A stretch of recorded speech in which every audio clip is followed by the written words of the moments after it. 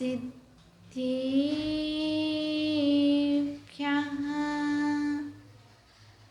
ॐ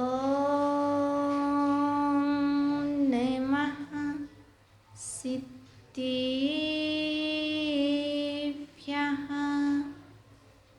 नमो वैरिहन्ताणं नमो सिद्धाणं नमो वैरियाणं नमो वज्रायाणं नमो लोये सव्विसाहुडं वन्दितो सौविसिन्धि ध्रुवमजलमणुवमं गीं पत्ति बुच्छामि समयपाहुड मिणिमुसिकिविली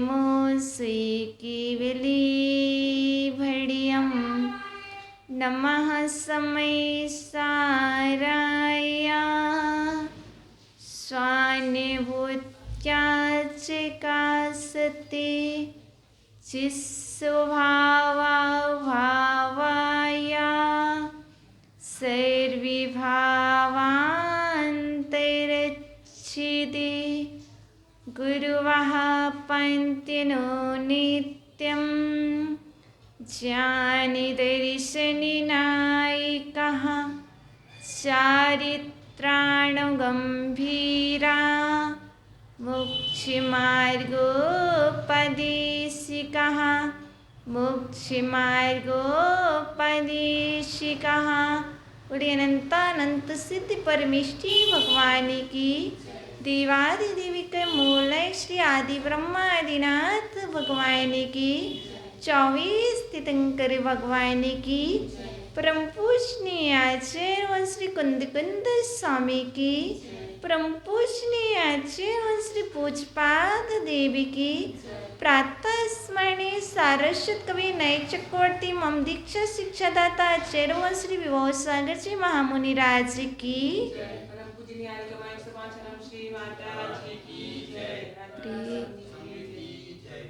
प्रिय आत्मा ही छिनिंत्रवाणी आगवाणी तीर्थंकरवाणी गुरुवाणी त्वमेव चेतो त्वमेव चेतो त्वमेव मम कंठ आगच्छतु आगच्छतु आगच्छतु। प्रिय आत्मन, आप कौन हैं? भगवान कहा आप कौन हैं? हम कहते हैं हम मनुष्य हैं और मनुष्य में भी हम पुरुष हैं।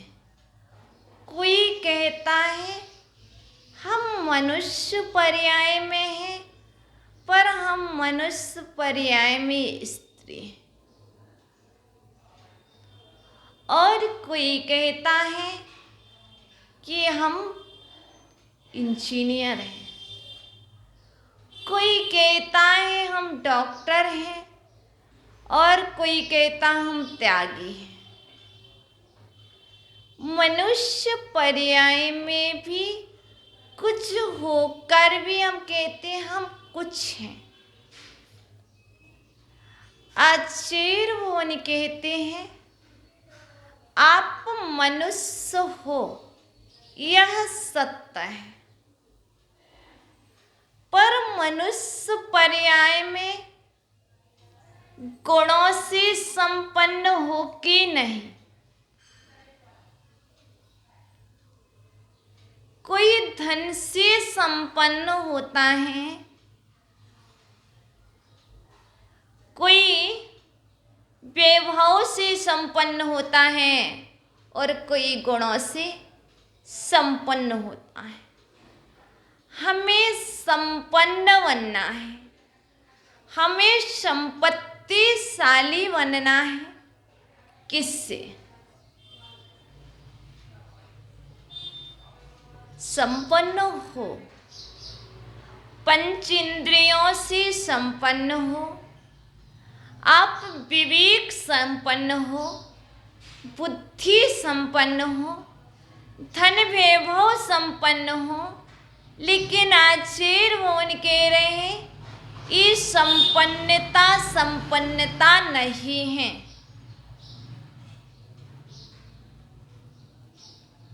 बुद्धि का तीक्ष्ण होना संपन्नता नहीं, ज्ञानवान होना संपन्नता नहीं है। यदि मात्र ज्ञान होने से श्रेष्ठता है तो ज्ञान तो बहुत सारे जीवों के पास है।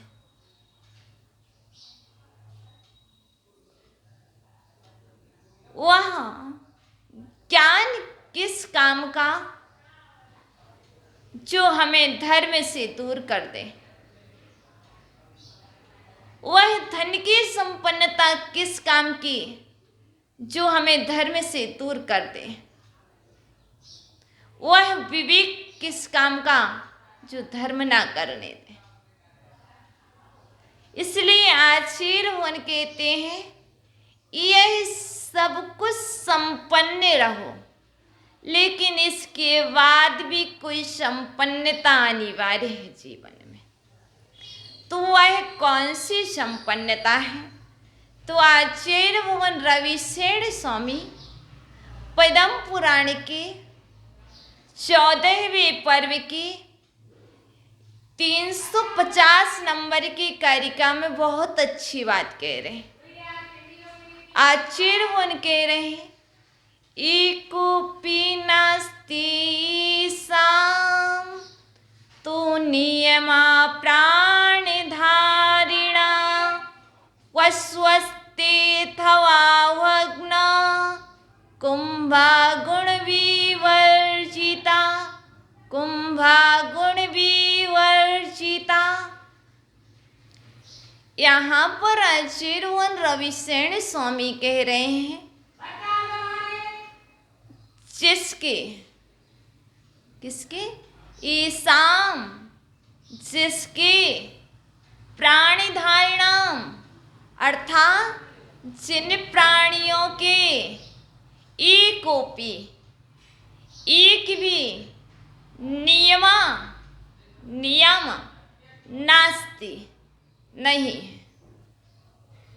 आचार्य मोहन रविशेण स्वामी कह रहे हैं जिन प्राणियों के या जिन जीवों के एक भी नियम नहीं है वह क्या है?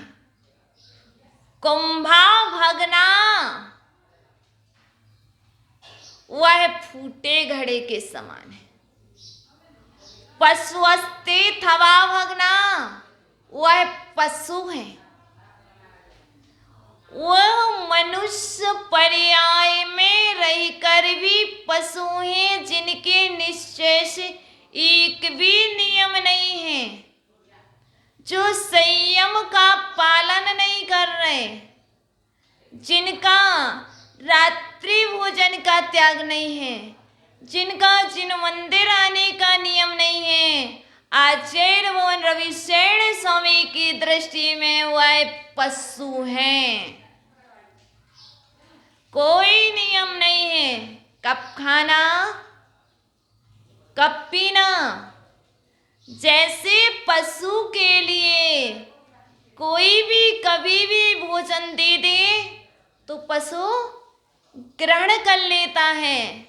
पशु को जब पानी दे दो तब वह पानी पी लेता है, क्योंकि वो पराधीन है। और आप स्वाधीन होकर भी कोई नियम का पालन नहीं कर रहे तो आचार्य मोहन रविशरण स्वामी की दृष्टि में मनुष्य पर्याय में होकर भी आप पशु हो, फूटे घड़े के समान हो। और वह पशु भी कैसा है? रस्सी से रहित है। यदि पशु रस्सी से बंधा है तो क्या है? कुछ मर्यादा में है। ऐसे ही मनुष्य नियम से बंधा हुआ है तो कुछ तो मर्यादा में है। इसलिए आचार्य मोहन कह रहे कुंभा गुण विवर्जिता, वह मनुष्य गुणों से जो रहित हैं। कैसे गुणों से? जिनका ना पक्ष का नियम है, ना सील का पालन कर रहे हैं, वह पशु है। भैया, पशु प्रवृत्ति से हटने के लिए हम क्या करते हैं? एक पर दृष्टि रखते हैं। हम नियम का पालन करते हैं।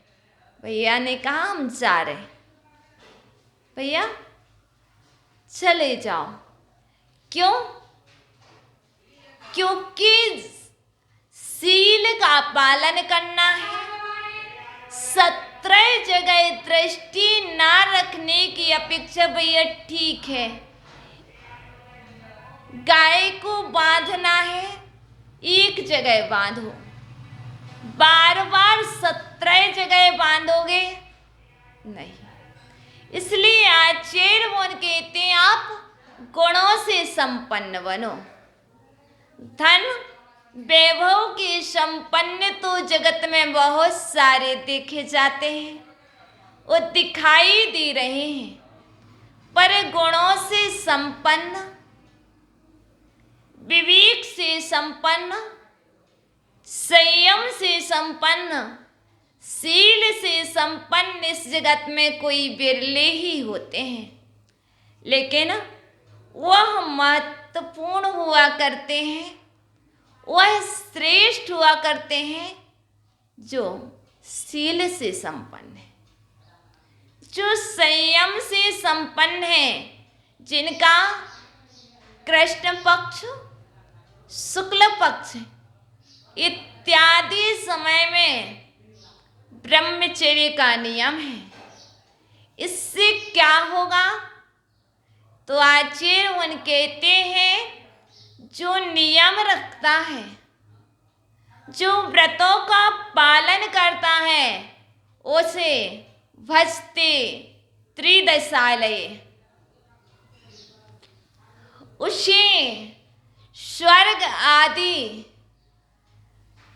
की प्राप्ति होती है। उसे सभी लोग भजते हैं। आप संपन्न हो किससे? भैया आप संपन्न हो ना? संपन्न हो किससे? कह रहे हम धन संपन्न हैं, हम ग्रह संपन्न हैं। नहीं, आचार्य भगवान कह रहे हैं आप ग्रह संपन्न हो कोई बात नहीं, धन संपन्न हो कोई बात नहीं, उसके पहले आप गुण संपन्न बन जाओ। क्योंकि आचार्य भगवान ने बहुत प्यारी सी बात कही, गुणालंकार संपन्न सुशील सुरभिकृता सर्वेन्द्रिय हरम भोगम भजते त्रिदशालये, भजते त्रिदशालये। आचार्य उन कह रहे संपन्न होना है तो किन अलंकारों से संपन्न हो? सोने के अलंकार से, चांदी के? भैया हम तुम्हें यहाँ स्वर्ण रूपी अलंकार से अलंकृत नहीं कर सकते हैं।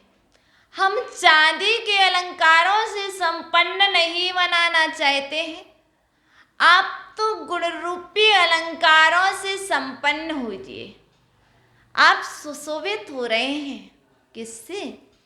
गुण रूपी अलंकार से। देखो, अलंकार को पहन करके कोई सुशोभित होता है, कोई गुण रूपी अलंकारों को जीवन में धारण करके सुशोभित होता है।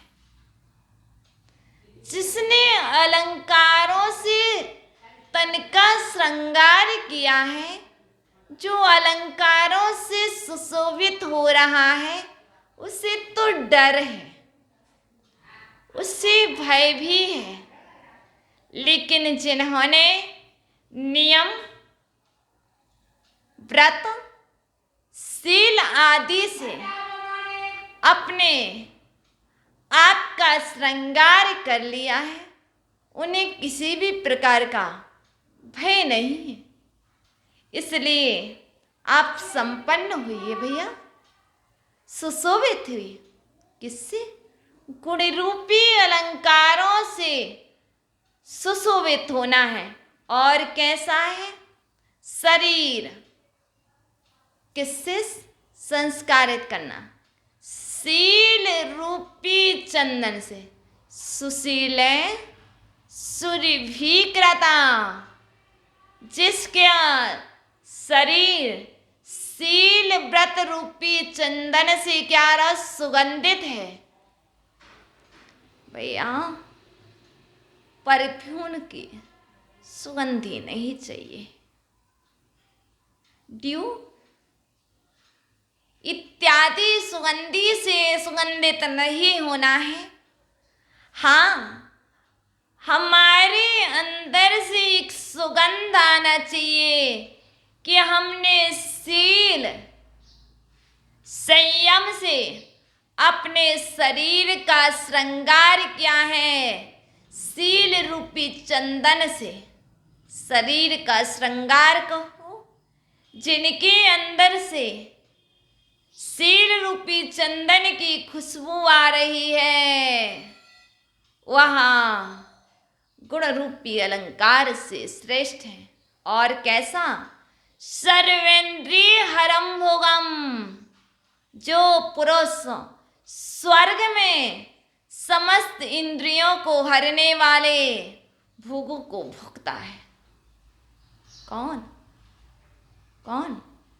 जो शील से श्रृंगार करता है, जो व्रतों से श्रृंगार करता है, जो जीवन में नियम को धारण करता है, वह स्वर्ग आदि के सुखों को भोगता है।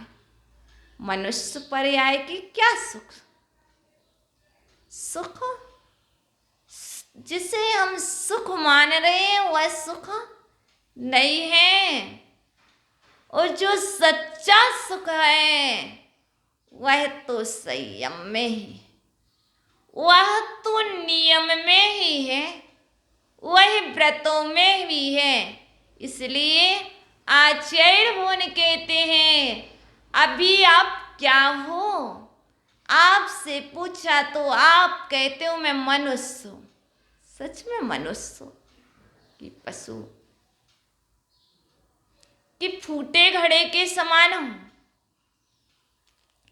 देखो कि आचार्य भगवान रविशरण स्वामी की दृष्टि में मैं क्या हूँ? सच में मनुष्य हूँ कि नहीं? मेरा कोई नियम है कि नहीं? देखो, देव त्याग करना चाहें तो त्याग नहीं कर सकते। देव पर्याय में रात्रि भोजन का त्याग नहीं होता है। क्यों? क्योंकि उनके अंदर जब इच्छा जागती है, तभी कंठ में अमृत झर जाता है। कभी 10,000 वर्ष के बाद उनके अंदर खाने की इच्छा होती है, तो उनके कंठ में अमृत झर जाता है। वह रात्रि के भोजन का त्याग नहीं कर सकते, क्योंकि वहां रात्रि और दिन का भेद नहीं है। इसलिए वह असंयमी होते हैं। मात्र यह मनुष्य पर्याय जहाँ गुरु का उपदेश मिलता है, जहाँ पर नियम का पालन कर सकते हैं, त्रियंच पर्याय में गुरु का उपदेश तो मिलता है, व्रत भी हो जाते हैं, अणुव्रत हो सकते हैं, लेकिन सभी त्रियंच धारण नहीं कर पाते हैं। एकमात्र यह मनुष्य पर्याय है। इस मनुष्य पर्याय से तुम संपन्न हो। इस मनुष्य पर्याय में भी तुम पंच इंद्रिय संपन्न हो, विवेक संपन्न हो, बुद्धि संपन्न हो, धन संपन्न हो। लेकिन अब इन सब संपन्नता के बाद गुण संपन्न भी हो जाओ, तब कोई विशेषता। क्योंकि जीवन में जिसके गुण है वह मनुष्य श्रेष्ठ हुआ करता है। गुण रहित मनुष्य की शोभा नहीं होती है। यदि उसके अंदर गुण है तो वह मनुष्य श्रेष्ठ है। उस सभी के द्वारा पूछे, देखो आप किनको पूछते हैं? आप मुनिराज के चरणों में जाते हो और माथा टेक देते हो। क्यों? उनके पास धन है क्या? उनके पास वैभव है? उनके पास घर है? वह घर से संपन्न नहीं है, गृह त्यागी है। वह धन से संपन्न नहीं है, वह धर्म से संपन्न है। उन्होंने धन का त्याग किया है, उन्होंने घर का त्याग किया है। जब यह सब त्याग करने के बाद उन्होंने गुणों को अंगीकार किया है, व्रतों से अपना श्रृंगार किया है, तो आप जाकर के अपना मस्तक मुनिराज के चरणों में रख देते हो। और कहीं क्यों नहीं रखते? क्यों? क्योंकि वह गुण संपन्न नहीं है। बाकी जितने भी लोग हैं, यह साधु पद जो है वह श्रेष्ठ पद है, वह गुण से संपन्नता का पद है, गुणों से श्रृंगार किया हुआ है। बाकी जितने भी पद हैं वह सब अहंकार के पद हैं। इसलिए वहां पर झुकना श्रेष्ठ नहीं है। तो आचार्य भगवान कहते हैं, आप प्रयत्न करो, पुरुषार्थ करो, मुझे गुण संपन्न बनना है। भैया, टूटे वस्त्र पहन लेना,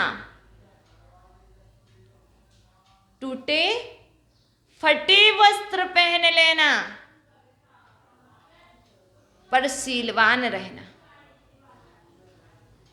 लोग कहते हैं अच्छे वस्त्र होना चाहिए। आचार्य भगवान कहते हैं, देखो जगत में बहुत सारे जीव नए नए नवीन नवीन अच्छे वस्त्र पहने हैं, पर उनका कैरेक्टर अच्छा नहीं है। तो क्या वस्त्रों से जीवन की सुंदरता है?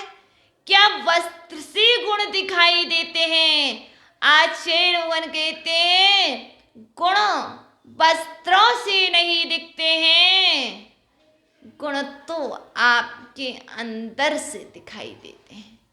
इसलिए श्रृंगार मात्र वस्त्रों से नहीं, श्रृंगारशील का होना चाहिए।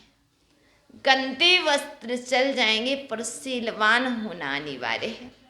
क्योंकि आचार्य भगवान कहते हैं, शील सुख का कारण है और अब्रह्म दुख का कारण है।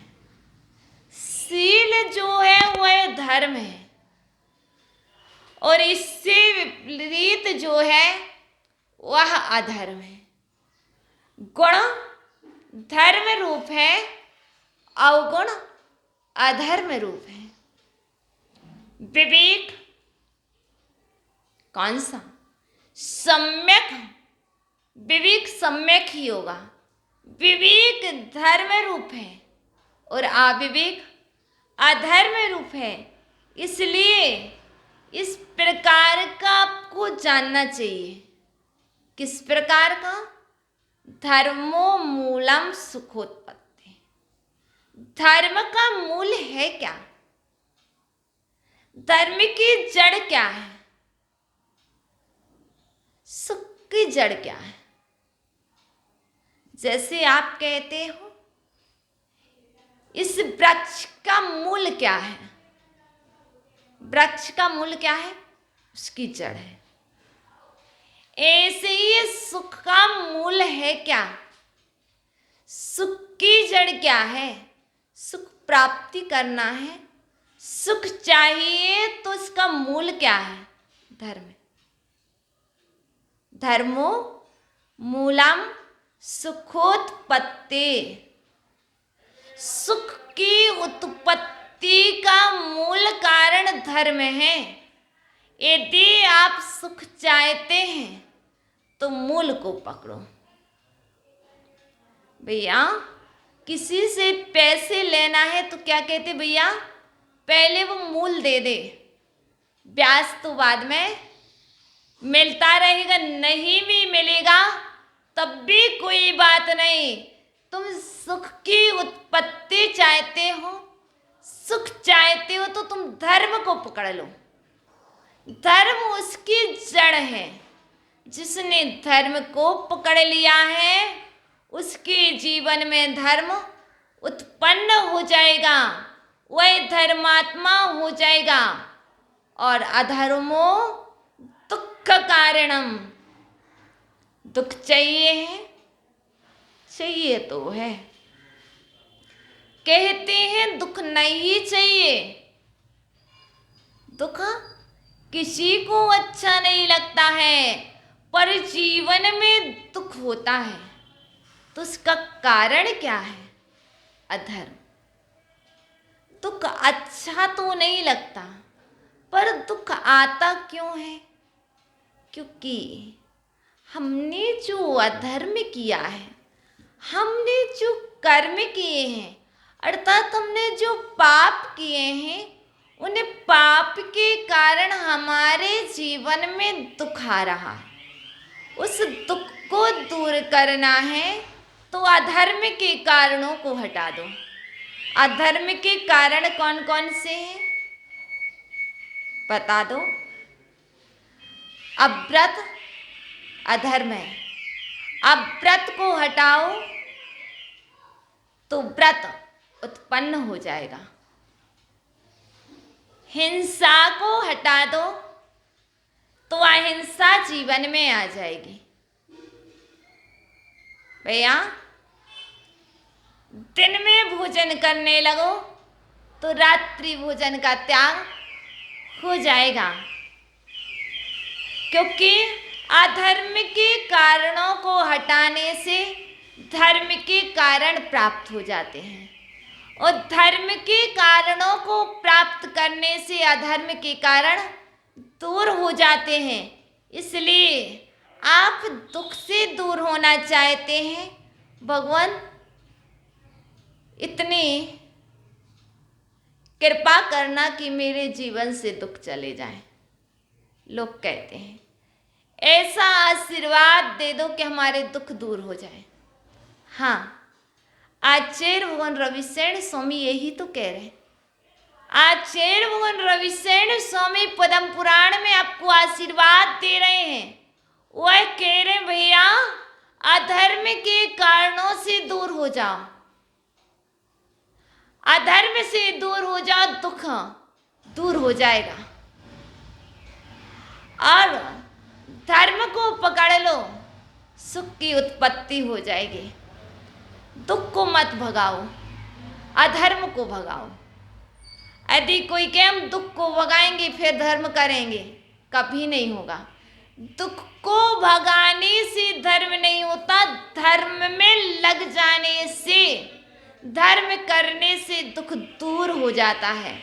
अब कोई कहे पहले हम दुख को भगा दें उसके बाद धर्म करें तो कभी होने वाला नहीं। इति ज्ञात्वा, इस प्रकार जान करके, इति ज्ञात्वा, इस प्रकार जान करके, भजे धर्मो,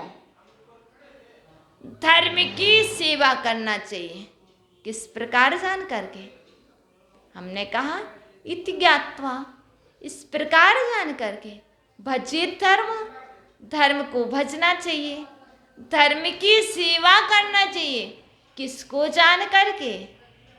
बता दो, किसको जान करके? कि अधर्म दुख का कारण है, धर्म सुख का कारण है। यह जान करके धर्म की सेवा करना चाहिए, धर्म को भजना चाहिए, परमात्मा को भजना चाहिए। और क्या करना चाहिए? अधर्मम चा विवर्जयेत, और अधर्म का त्याग करना चाहिए। व्यक्ति का त्याग मत करो, व्यक्ति दुख का कारण नहीं है, अधर्म दुख का कारण है। इसलिए अधर्म का त्याग करो, स्थान दुख का कारण नहीं है, हमारे भाव ही दुख के कारण है। जब भावों में धर्म होता है तो सुख होता है, और भावों में अंदर में अधर्म होता है तो दुख होता है। इसलिए दुख के कारणों का त्याग करो, व्रतों को अंगीकार करो, गुणों से संपन्न बनो, शील से संपन्न बनो, तभी जीवन की श्रेष्ठता है। यह मनुष्य पर्याय यूं ही श्रेष्ठ नहीं है। इस मनुष्य पर्याय को श्रेष्ठ से सफल करना है, सफल बनाना है तो रविशरण स्वामी को मानना होगा। रविशरण स्वामी की मान करके जीवन में उसका आचरण करना होगा। जब आचरण करोगे तभी भावों में निर्मलता आएगी।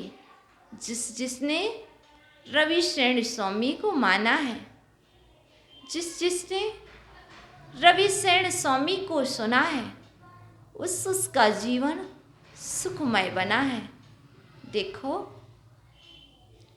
देखो सीता, देखो राम, देखो चंदन वाला, ये सब क्या? इन्होंने दुख आने पर भी, दुख के समय में भी परिवार को याद नहीं किया। इन्होंने दुख के समय में भी रविशरण स्वामी को याद किया। इन्होंने प्रभु को भजा है, इन्होंने परमात्मा को भजा है। जिनने परमात्मा को याद किया है उसकी पीड़ा दूर हुई है। पीड़ा को दूर करना है तो पीड़ा को नहीं भगाया जाता है, पीड़ा को दूर करने के लिए परमात्मा को भजा जाता है, परमात्मा को याद किया जाता है। ये तो कर्म है, कर्म किए हैं तो भोगना पड़ेंगे। कर्ज लिया था तो चुकाना है। क्यों कर्ज चुकाने में रो रहे हैं? कर्ज देते समय दुख नहीं करना है। लिया था हंस के चुकाएंगे, क्योंकि आचार्य भगवान पर श्रद्धान है। क्योंकि मैंने जो बीज डाला है वही तो उग रहा है। अब मुझे अच्छा बीज भूमि में डालना है। ये हमारी हृदय रूपी भूमि में अब हम वही बीज डालेंगे, जिस बीज को डालने के बाद गुण रूपी वृक्ष, गुण रूपी महारुख खड़ा हो। अब मुझे वृक्ष तो लगाना है, पर वह वृक्ष लगाना है जिस वृक्ष से शील रूपी चंदन की खुशबू आए, जिस वृक्ष से ऊपर की यात्रा हो, जिस वृक्ष के फल मीठे हों। तो एक कौन सा वृक्ष है जिस वृक्ष के फल मीठे लगते हैं? वह गुण रूपी वृक्ष है। किसी को आम के अच्छे लगते हैं, किसी को आम का वृक्ष अच्छा लगता है, लेकिन वृक्ष वही अच्छा लगता है जिसमें आम लगे हों। इसी तरह हमें वही वृक्ष अच्छा लगता है जिस वृक्ष में गुण रूपी रत्न लगे हों, गुण रूपी फल लगे हों। तो हमें अपने वृक्ष को गुण रूपी फलों से सुशोभित करना है, शील रूपी चंदन से सुशोभित करना है, और मुझे अधर्म का त्याग करना है। धर्म की सेवा करेंगे तो अधर्म का त्याग हो जाएगा। अधर्म का त्याग करके ही धर्म होता है, और धर्म की सेवा करने से अधर्म का त्याग होता है। अब जानना यह है अधर्म है क्या और धर्म है क्या। जो हित में है, जो हित में है, किसके हित में है? जो आत्मा के हित में है, जो कल्याणकारी है, वही धर्म है। जो मन को हित में लग रहा है, जो देखने में अच्छा लग रहा है, वह हित में नहीं है। जो कल्याणकारी है वही हित में है।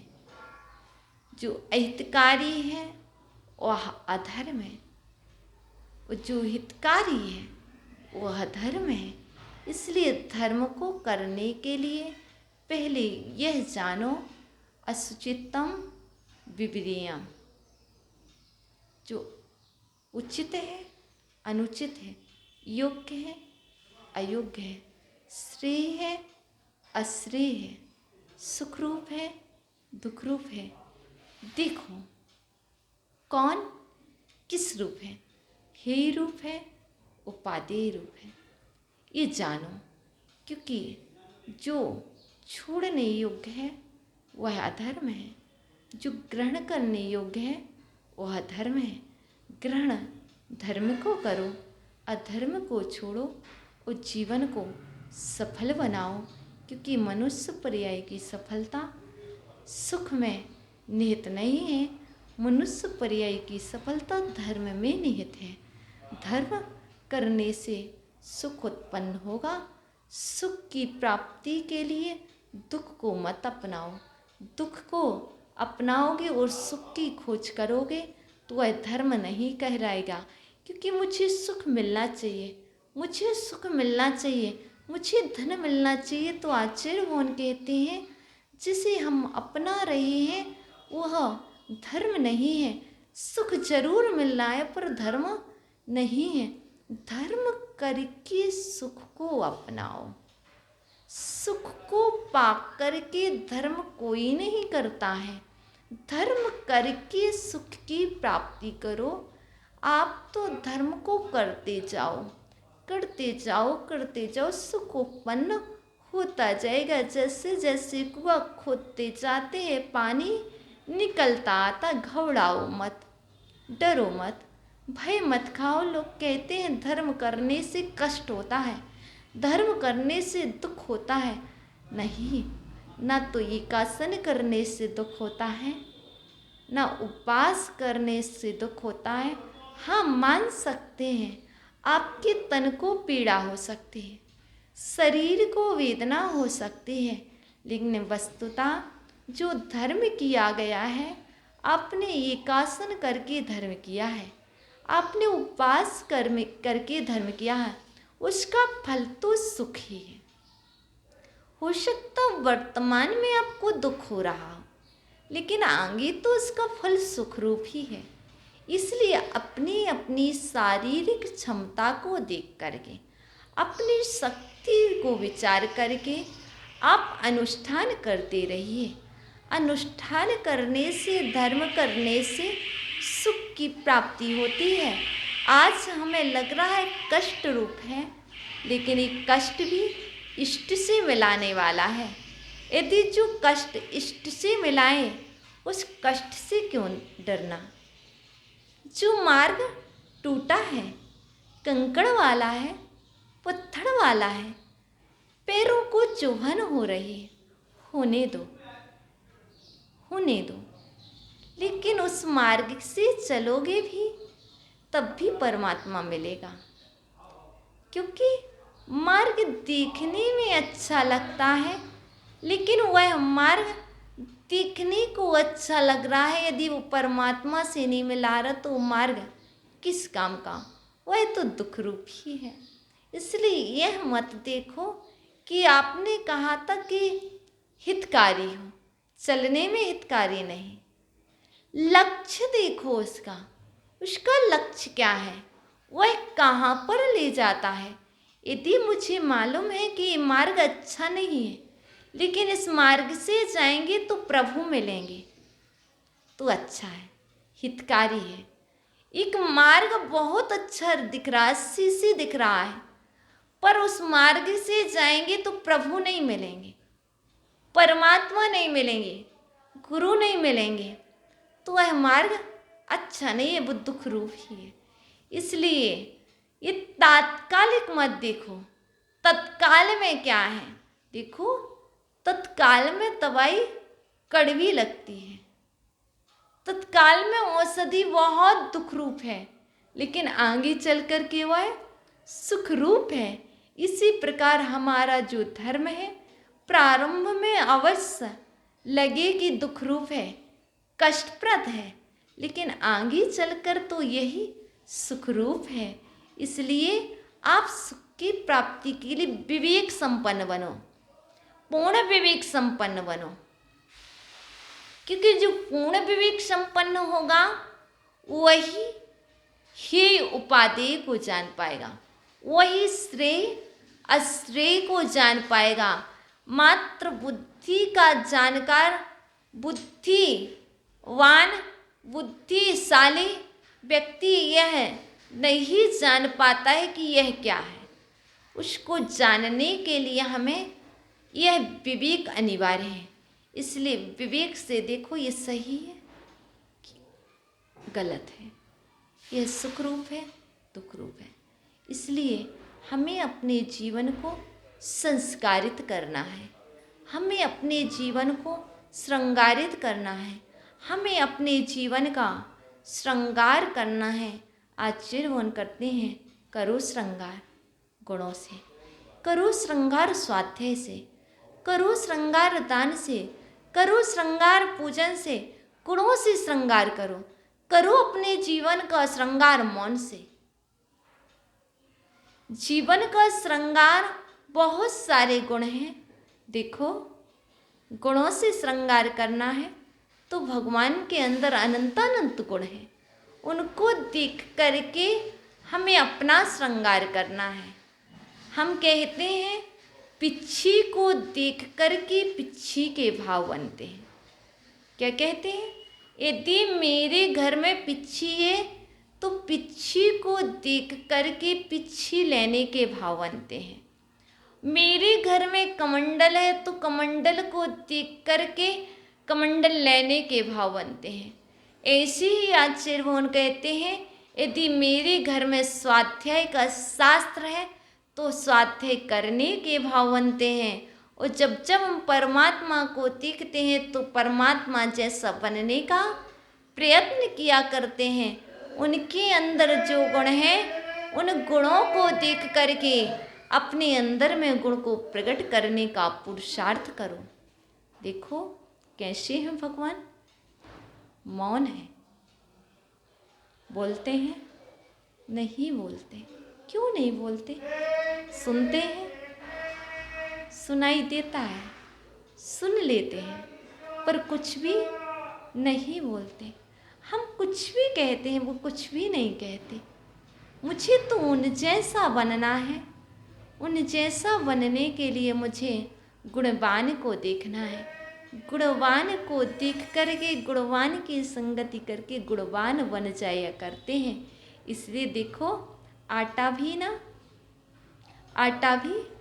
गुण का संयोग प्राप्त कर लेता है।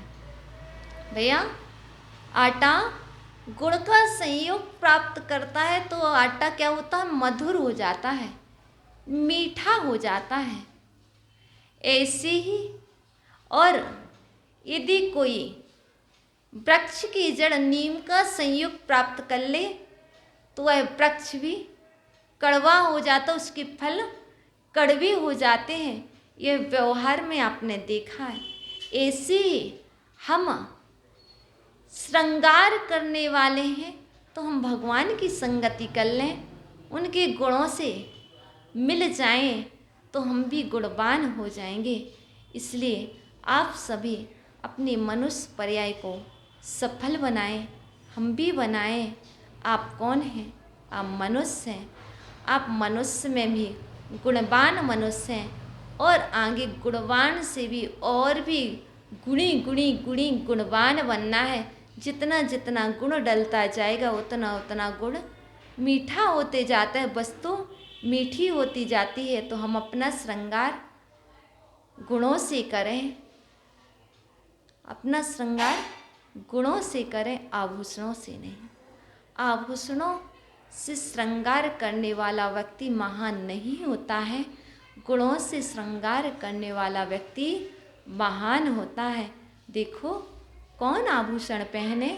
कोई नहीं। यहाँ पर जिसने गुण रूपी आभूषणों को धारण कर लिया है उसे आभूषण पहनने की आवश्यकता नहीं है। तो हम सभी गुण रूपी आभूषण को धारण करें और अवगुण रूपी आभूषणों का त्याग करें। इसी में मनुष्य जन्म की सफलता है। ओम नमः। वो